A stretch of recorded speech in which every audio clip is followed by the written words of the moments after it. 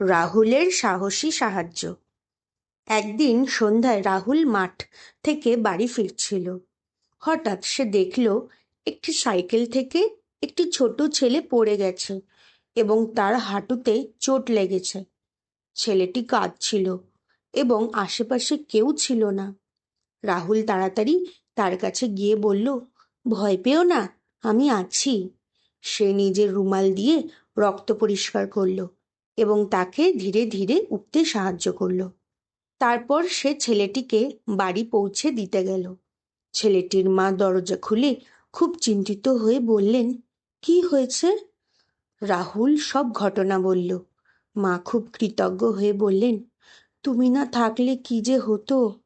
রাহুল হাসি মুখে বলল, আমরা তো একে অপরের জন্যই আছি। সেদিন রাহুল বুঝল, সত্যিকারের সাহস মানে শুধু নিজের জন্য নয়, অন্যের জন্য দাঁড়ানো।